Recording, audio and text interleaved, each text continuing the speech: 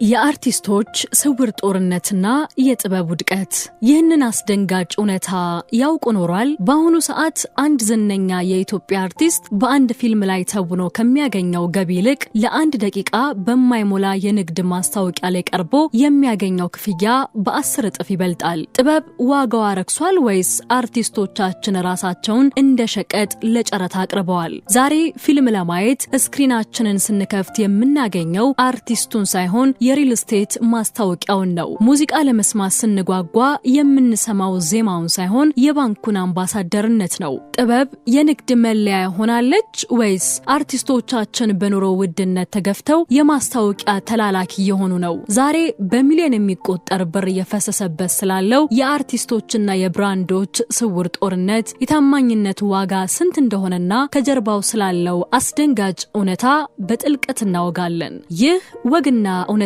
ነው። እውነትን ከወሬ ለይተን የምናወጣበት ልዩ ዘገባ።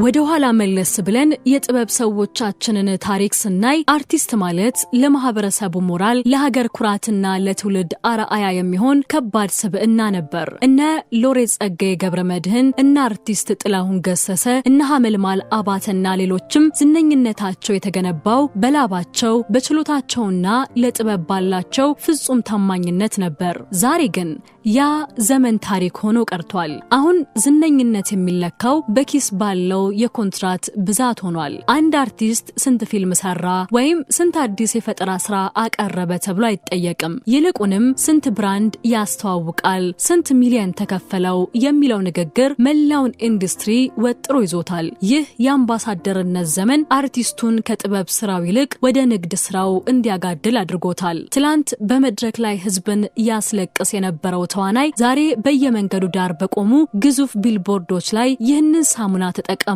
እያለ ሲለማመን ይታያል። ይህ ለውጥ በአጋጣሚ የመጣ አይደለም። የጥበብ ኢንዱስትሪው ገቢ ማሽቆልቆል፣ የሲኒማ ቤቶች መዳከምና የንግድ ተቋማት ተጽዕኖ ፈጣሪዎችን እንደ ዋና የሽያጭ መንገድ መምረጣቸው አርቲስቱን አጣብቂኝ ውስጥ ከቶታል። በዚህ መሃል ግን ጥበብ እየሞተች ንግዱ ብቻ በላያችን ላይ እየነገሰ ነው።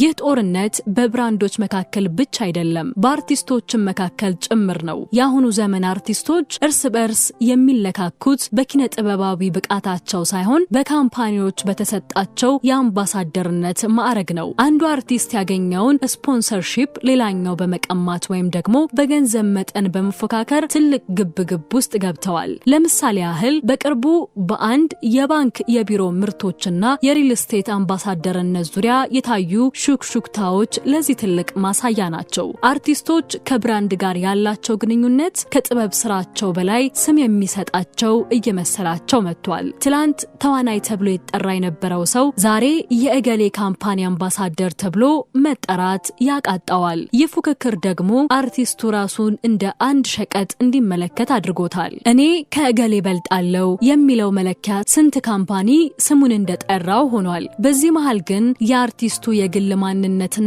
የምርቱ ማንነት እየተደበላለቀ ተመልካቹን ግራ እያጋባው ነው። አንዳንዴ አርቲስቱ ያስተዋወቀውን ምርት ራሱ በቤቱ ይጠቀምበታል ብለን ብንጠይቅ መልሱ አጠራጣሪ ነው። እስቲ እውነታውን በጥልቀት እንመርምር። አንድ አርቲስት ለአንድ ሪል ስቴት ወይም ለምግብ ምርት ማስታወቂያ 5፣ 10 ወይም 20 ሚሊዮን ብር ሲከፈለው ያ ገንዘብ ከየት ነው የሚመጣው? ካምፓኒው ያንን ወጪ ለማካካስ የምርቱን ዋጋ ይጨምራል ወይም ደግሞ በጥራት ላይ ይቀንሳል። አንተ የምትወደው አርቲስት ይህ ቤት ምርጥ ነው ወይም ይህ ምርት ጤናማ ነው ስላለ ብቻ ብርህን ታወጣለህ። ነገር ግን ያ ምርት ችግር ቢኖርበት ያ አርቲስት ተጠያቂ ይሆናል? በፍጹም። አርቲስቶቻችን እኔም ማስተዋወቀውን ምርት በእውነት አምነህበት ነው ብለው ራሳቸውን አይጠይቁም። ዛሬ ያስተዋወቁትን የፀጉር ቅባት ነገ ትተው ሌላውን ሲያሞግሱ እናያለን። ይህ የታማኝነት ሽያጭ ተመልካቹን ለኪሳራ፣ አርቲስቱን ደግሞ ለትዝብት ይዳርገዋል።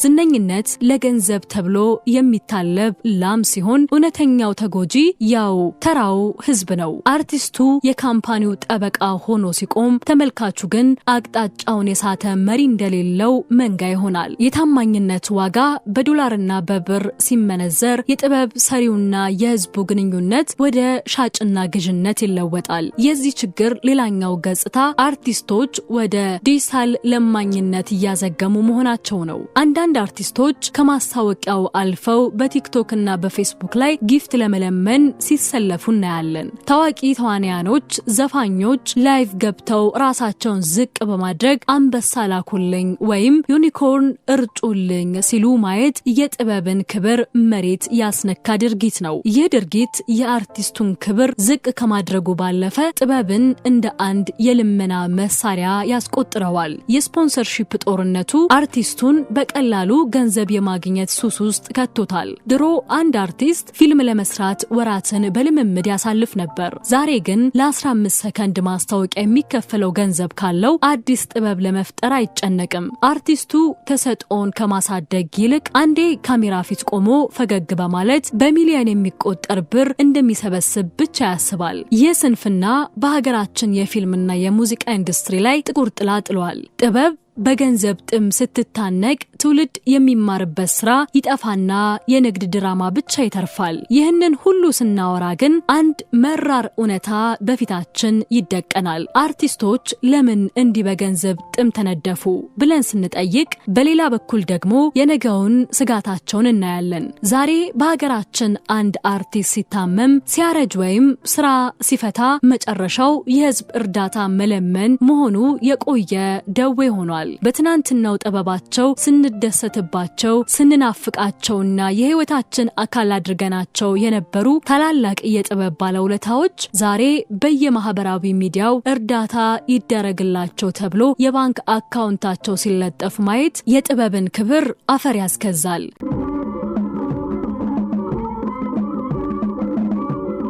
ለምንድነው የኢትዮጵያ አርቲስቶች ህይወት እንዲህ በዝቅታ የሚደመደመው? አንደኛው ምክንያት የኢንዱስትሪው ስርዓት አልበኝነት ነው። ቀደምት አርቲስቶች በሰሩት ስራ ልክ የሚከፈላቸው የሮያሊቲ ወይም የባለቤትነት መብት ክፍያ የለም። ዘፈኖቻቸው በየሬዲዮውና በየቤቱ ሲደመጡ፣ እነሱ ግን ለህክምና የሚሆን አንድ ብር አያገኙም። ሁለተኛውና ዋነኛው ምክንያት ግን የቁጠባና የኢንሹራንስ ባህል አለመዳበር ነው። ብዙዎቹ አርቲስቶች በዝነኝነት ታቸው ማግስት የሚያገኙትን ገንዘብ ለነገ ሳይሉ ለጭብጨባና ለደመቅ ያለ ህይወት ያውሉታል። ዝነኝነት ልክ እንደ ጧፍ ነው። አንዴ በርትቶ ይበራል፣ ከዚያ ግን ማለቁ አይቀርም። ያ መብራት ሲጠፋ ግን የሚቀረው ብቸኝነትና ድህነት ብቻ ነው። በዚያ ሰዓት ነው የስፖንሰርሺፕ ጦርነቱ ትርጉም የሚሰጠው። የአሁን ዘመን አርቲስቶች የቀደምት አባቶቻቸውን ስቃይ እያዩ ስላደጉ ጥበብ ብቻዋን አታበላም የሚል ድምዳሜ ላይ ደርሰዋል። ለዚህ ነው ጥበባቸውን ጥለው ወደ ንግዱ የሚሮጡት። ነገር ግን እዚህ ጋር ትልቅ ስህተት ይፈጠራል። ገንዘብ ፍለጋ በሚደረግ ሩጫ ውስጥ ጥበብ ትረክሳለች። ጥበብ ስትረክስ ደግሞ አርቲስቱ ከህዝብ ልብ ይወጣል። ከህዝብ ልብ የወጣ አርቲስት ደግሞ ነገ ዝነኝነቱ ሲደበዝዝ፣ ካምፓኒዎች ፊታቸውን ሲያዞሩበት የሚደግፈው የህዝብ ፍቅር አይኖርም። እኛ በወግና እውነታ የምንጠይቀው አርቲስት መጨረሻው ለምን ልመና ይሆናል? መንግስት የጥበብ ማህበራትና አርቲስቶች ራሳቸው ለምን ዘላቂ የሆነ የኢንሹራንስና የጡረታ ስርዓት አይዘረጉም? ዛሬ በሚሊዮን የሚቆጠር ብር ለማስታወቂያ የሚረጩ ብራንዶች እነዚያን ባለውለታዎች በህይወት እያሉ ለምን አያከብሯቸውም? ጥበብ በልመና የምትኖር ከሆነ ነገ ልጆቻችን አርቲስት ለመሆን ያላቸው ህልም ይጠፋል። ስለዚህ አርቲስቶቻችን ሆይ ዛሬ ከምታከማቹት ገንዘብ ነገ ከህዝብ ትዝብትና ከውርደት አያድናችሁም። ክብር የሚገኘው በገንዘብ ብዛት ሳይሆን በሰራችሁ ስራ ጥራትና ለህዝብ ባላችሁ ታማኝነት ነው። ቀደምት አርቲስቶቻችን በገንዘብ ድሃ ቢሆኑም በታሪክ ግን ባለጸጋ ናቸው። እናንተ ግን ዛሬ በገንዘብ ባለጸጋ ሆናችሁ በታሪክ ድሃ እንዳትሆኑ ተጠንቀቁ። በመጨረሻም አርቲስት መክበር አለበት፣ ገቢ ማግኘትም ይገባዋል። ነገር ግን ክብሩ የሚመጣው ከጥበብ እንጂ ከሚሸጠው ሻምፖ መሆን የለበትም። ብራንዶችም ቢሆኑ አርቲስቱን እንደ ተራ ፖስተር ቲያትር ብቻ ሳይሆን እንደ እውነተኛ አጋር ሊመለከቱት ይገባል። ተመልካች ሆይ አንተም ብትሆን አርቲስት ስለመከረል ብቻ ሳይሆን ህሊናህን ጠይቀ ፍረድ። የአርቲስቱ ዝነኝነት የእውነት ማረጋገጫ አይደለም። አርቲስቶቻችንም ቢሆኑ ዛሬ በሚሊዮን የሚቆጠር ብር የሰጣችሁ ብራንድ ነገ በሌላ አዲስ ፊት ይቀይራችኋል። ህዝብ ግን ለዘላለም ይኖራል። ስለዚህ ክብራችሁን ለጊዜያዊ ጥቅም አትሽጡ። ከገንዘብ በላይ የሚከበረው የህዝብ ፍቅርና የታሪክ ምስክርነት ነው። የዛሬው ወጋችን ይህን ይመስል ነበር። እናንተስ አርቲስቶቻችን ማስታወቂያ ላይ መብዛታቸው በጥበባቸው ላይ ተጽዕኖ አምጥቷል ብላችሁ ታስባላችሁ? የትኛው አርቲስት ነው ይበልጥ በማስታወቂያ ስራው የታዘባችሁት? ሐሳባችሁን ኮሜንት ላይ አጋሩን። መረጃን በወግ እውነትን በምርምር ማግኘታችሁን ለመቀጠል ሰብስክራይብ በማድረግ የወግና እውነታ ቤተሰብ ይሁኑ። ሰላም ለኢትዮጵያ። Italian,